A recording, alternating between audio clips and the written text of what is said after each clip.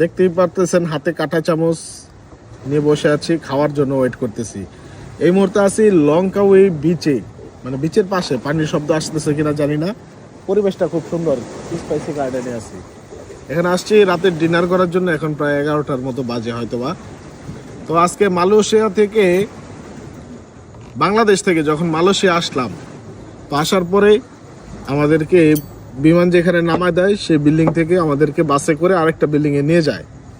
তো আমরা ভাবি যে হয়তোবা টার্মিনাল 1 থেকে টার্মিনাল 2 এর দিকে নিয়ে গেছে, এরকম কিছু একটা ভাবি। তো একজন অনেকেও বলতাছিল যে টার্মিনাল 2 তে আমগো ব্যাগ দিব, ওই জায়গায় সবকিছু ওই জায়গায় অনেকে বলতেছিল যে টার্মিনাল 2 তে ব্যাগ দিবে, ওইখানেই রিসিভ করব। তো বাসে করে যখন নিয়ে গেছে ওই জায়গায় থামানো হয়েছে, তো আমরা ভাবছি তাহলে ব্যাগটা নিয়ে কিছু খাওয়া দাওয়া করি। তো ব্যাগটা রিসিভ করার পরে, লাকিজ রিসিভ করার পরে আমরা বার্গার কিং এ ঢুকলাম বার্গার খাওয়ার জন্য। Burger, chicken fry, French fry এগুলো অর্ডার করি। অর্ডার করার পরে ওটা ঘটনাটা ঘটেছে গিয়া, আমরা যেই পার্সনটা জিজ্ঞেস করি যে ভাই, যে আমরা তো ডোমেস্টিকে যাবো, ওটা কোন দিকে, তখন কইতাছে যে ভাই ডোমেস্টিক যেতে হলে 5 তলা যেতে হইব, আর যদি এয়ারপোর্টের বাইরে যান নিচতলায়, আর যদি খাইতে যান তাহলে দোতলায়। তখন আমরা ভাবলাম যে আচ্ছা ঠিক আছে, তাহলে আগে একটু খাওয়া দাওয়া করি, উপরে উঠা ডোমেস্টিকে লঙ্কা হইতে চলে আসবো। আমগো ফ্লাইটের গ্যাপ ছিল কিন্তু প্রায় 4-5 ঘন্টা। হ্যাঁ, আমরা মানে এতক্ষণ আগে যে কি করবো, এই কারণে আমরা রেস্টুরেন্টে খায়া বসেছিলাম। তারপরে যে ঘটনা পরে, তারপর আর কি, তারপর আমরা 1 ঘন্টা বরাবর হাতে নিয়ে যখন উঠছি ওই রেস্টুরেন্ট থেকে বেরোইছি, বের হয়ে আমরা 5 তলায় গেছি।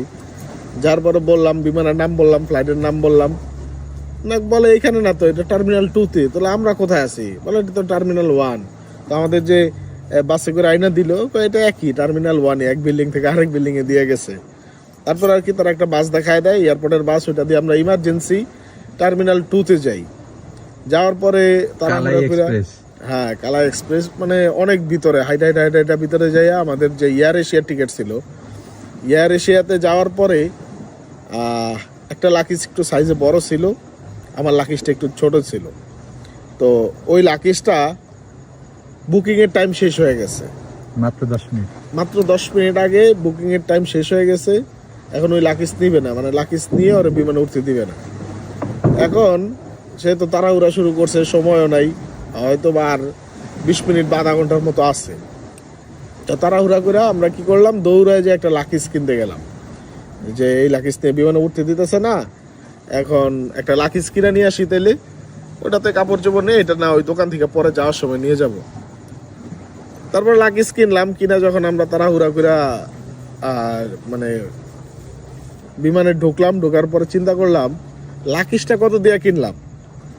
আচ্ছা, লাকিজটা কত দিয়ে কিনলাম? 250 টাকা, মালয়েশিয়ান টাকা 250 টাকা আমরা লাকিজটা কিনলাম। প্রায় 7,000 টাকা প্লাস, মেবি 7,000 টাকা পরে লাকিজটার দাম, যেটা বাংলাদেশের দামে 1,000-1,200, হাইস্ট 1,500, ধরেন 2,000 টাকা। সেই লাকিজটা আমরা ওইখান থেকে 7,000 টাকায় কিনলাম, আমাদের লাকিজটা রেখে আসলাম এবং বিমানে উঠলাম। বিমানের টিকিট কাটলাম 5,000 টাকা দিয়ে। বিমানের টিকিট আমরা কাটছি মালয়েশিয়ার কুয়ালালামপুর থেকে লঙ্কাউইতে আসবো 5,000 টাকায়, 1 ঘন্টার ফ্লাইট। আর লাকিজ কিনলাম 7,500 টাকা দিয়ে। তাহলে কি ধরনের আমরা খাইলাম? 5,000 টিকিট বাঁচাইতে যায়, 7,500 দিয়ে লাকিজ কিনছি, 7,500 দিয়ে ধরা খাইলাম। আর এখন আছি লঙ্কাউইতে, ঘুরতেছি না, মানে খাবার খুঁজতেছি, খাবার পাই না, বাঙালি খাবার নাই, সব মালাই খাবার। তো দুপুরেও খাইতে পারিনি, খুব ক্ষুধার্ত। কিছু ইন্ডিয়ান খাবার অর্ডার করছি, চিকেন তান্দুরি, মাটন বিরিয়ানি আর প্লেন নান, এইসব করছি। এই পাশটা একটু দেখা, খুব সুন্দর, হয়তো বা দিনে আরো সুন্দর থাকে। আমরা এই মুহূর্তে রাত্রে 11টা বাজে প্রায়।